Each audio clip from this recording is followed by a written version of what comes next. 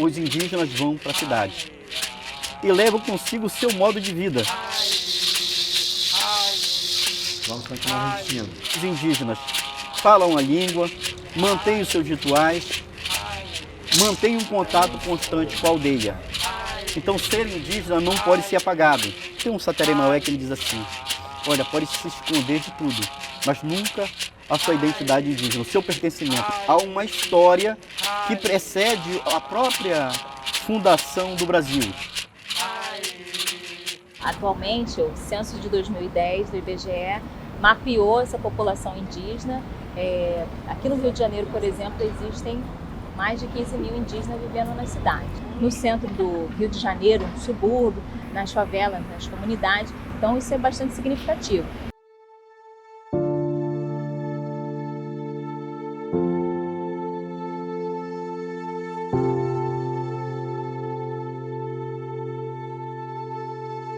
A questão do censo indígena de 2010, o primeiro censo indígena do Brasil, ele é importante porque o Estado brasileiro reconhece a presença indígena nos cômputos populacionais. Então ele reconhece o quê? A autodeclaração, a autoidentificação de etnia, de língua falada e de sua localização, no urbano, no rural e na terra indígena.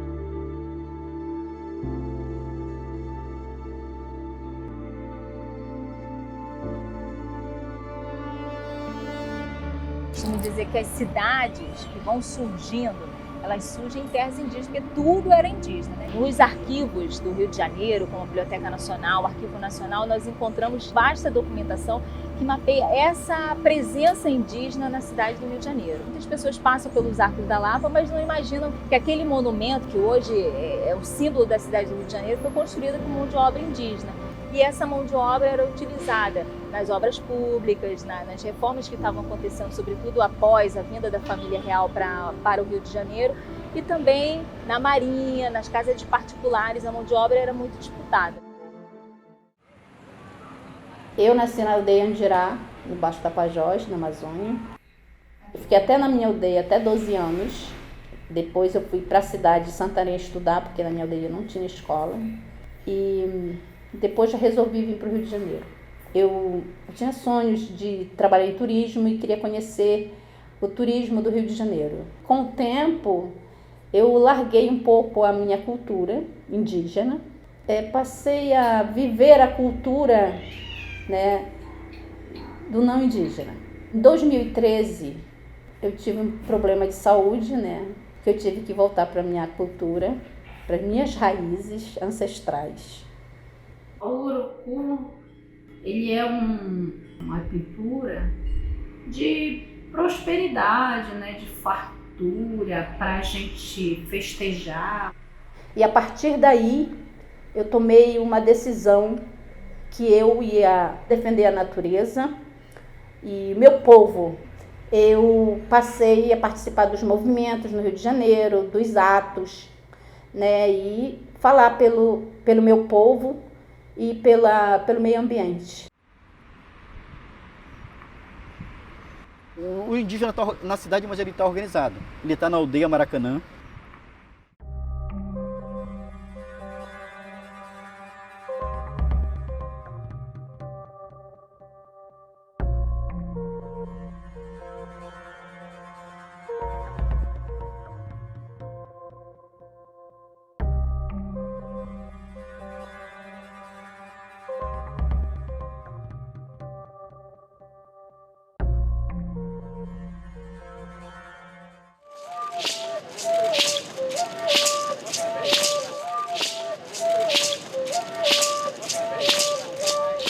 E durante a tentativa de expulsão dos indígenas lá, o secretário de Meio Ambiente do Rio de Janeiro dizia: lugar de indígena na aldeia.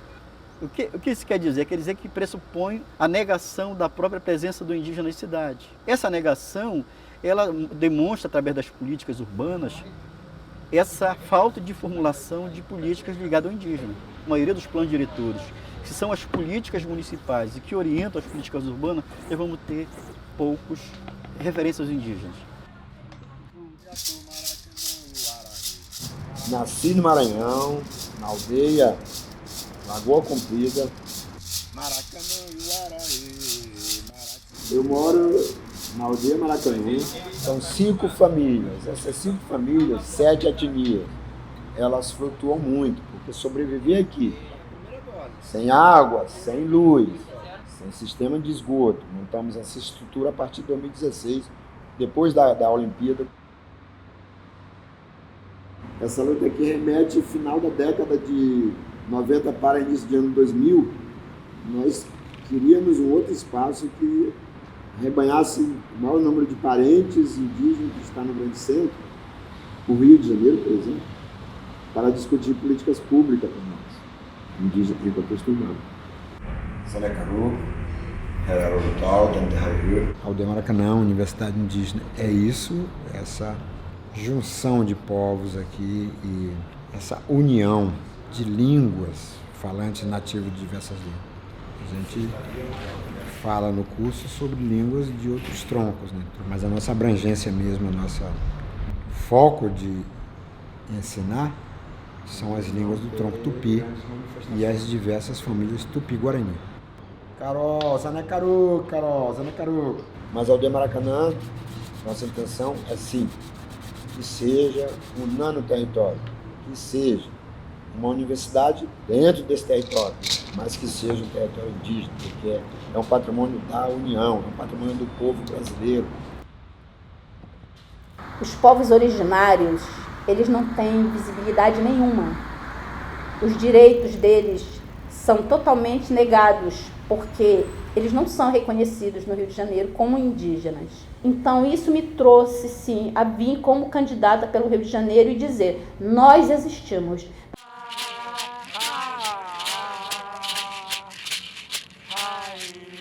Só vai ter uma solução para os problemas dos indígenas quando a gente puder estar lá no legislativo, no executivo, entendeu? Quando a gente puder assinar os projetos, as políticas públicas. A campanha, ela foi revolucionária no Rio de Janeiro. Nós usamos a Folha como um exemplo de que nós podemos sim fazer uma campanha sustentável, né? Sem usar panfletos, sem usar adesivos. Eu não fui eleita nas urnas, mas eu tive uma representatividade muito grande de pessoas que acreditam na causa, que também fortalece a nossa luta. Que o Brasil é que tem que conhecer essa diversidade de línguas, de culturas, de histórias, que são parte do nosso país e faz com que o Brasil seja um Brasil rico. E esses saberes dos povos indígenas são fundamentais para que nós possamos criar alternativas para um outro mundo. O meu sonho é que um dia a gente consiga ver a natureza em paz, quando o homem capitalista se conscientizar de que a vida vale mais do que o dinheiro.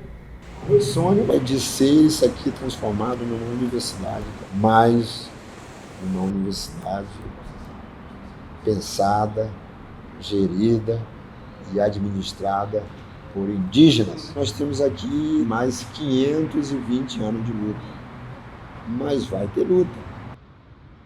Eu fui convidado para fazer uma apresentação sobre os indígenas na escola de meu filho, né, na Semana do Índio. E crianças do ensino fundamental, entre 8 e 10 anos e tal, eu levei uma foto dos indígenas da cidade de Altamira, no Pará. Aí botei a foto e perguntei, o que é que vocês acham? São indígenas? As crianças responderam, não! Por quê? Porque não estão pelados, não estão com arco e flecha, não estão na floresta, então não são indígenas. Essa é uma forma de percepção do indígena, que há no senso comum, na maioria do que as pessoas pensam, que o lugar do indígena é na aldeia. E o indígena está na aldeia e na cidade. A oposição está na cabeça das pessoas, mas não está na cabeça do indígena.